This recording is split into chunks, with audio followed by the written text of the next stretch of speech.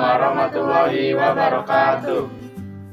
Perkenalkan, kami dari kelompok 3 yang beranggotakan Saya Asraf Jamaluddin.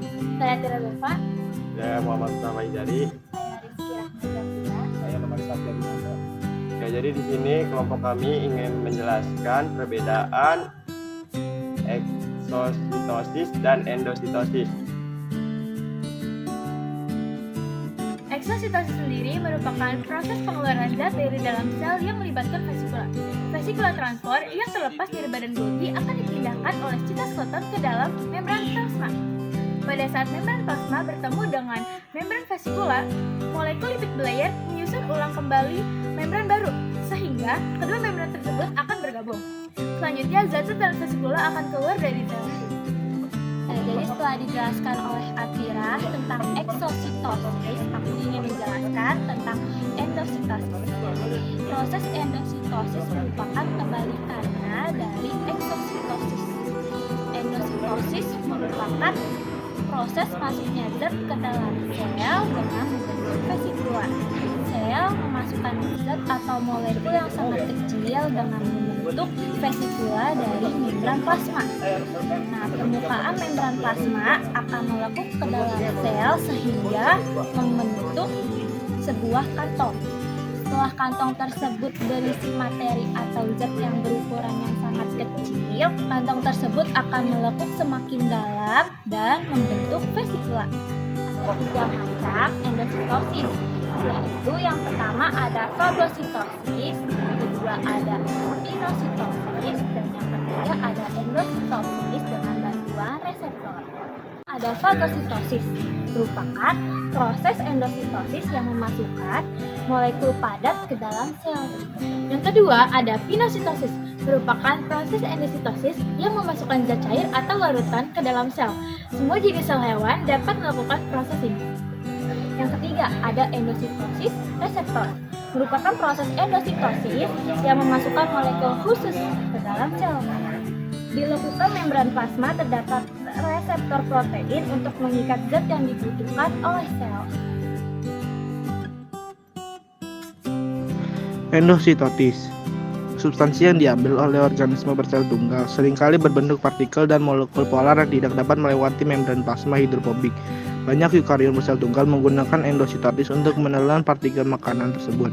Pada proses ini, membran plasma meluas keluar dan mengelilingi sel-sel partikel makanan menggunakan 3 jenis utama endositosis. Jika bahan yang diambil adalah partikulat seperti bakteri atau fragmen bahan organik, prosesnya disebut fagositosis. Jika yang diambil adalah cairan, prosesnya disebut pinositosis. Jika berupa molekul spesifikasi seperti lipoprotein densitas rendah atau LDL, maka akan diangkut ke sel eukariotik melalui endositosis yang diberantai reseptor. Molekul target akan berikatan dengan protein reseptor yang terdapat pada membran plasma di area cekungan. Bagian dalam membran plasma pada area cekungan ini dilapisi oleh protein klatrin. Setelah dikumpulan molekul yang sesuai berikatan protein reseptor, maka lubang akan semakin dalam, kemudian akan menutup membentuk vesikel klatrin dan membawa molekul ke dalam sel.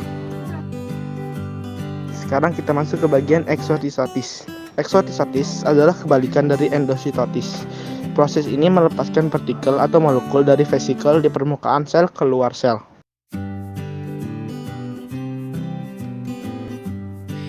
Ya, berikut ini adalah perbedaan antara eksositosis dengan endositosis.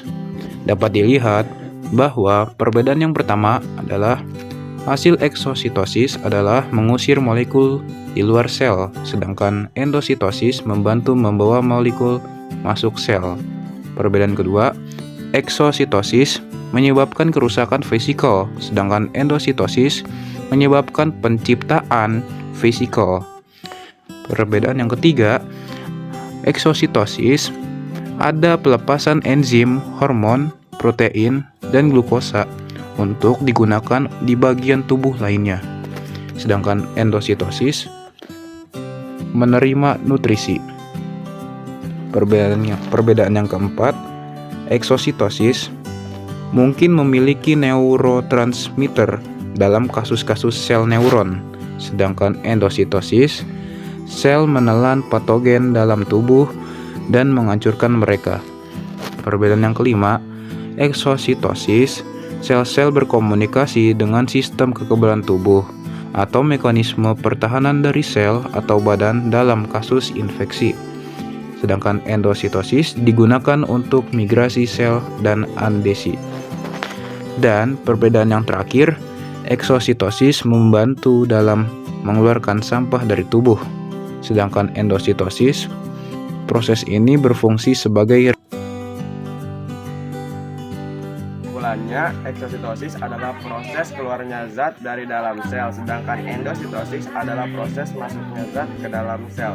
Endositosis ini terbagi menjadi 3, yaitu yang pertama ada fagositosis, pinositosis, yang kedua dan reseptor.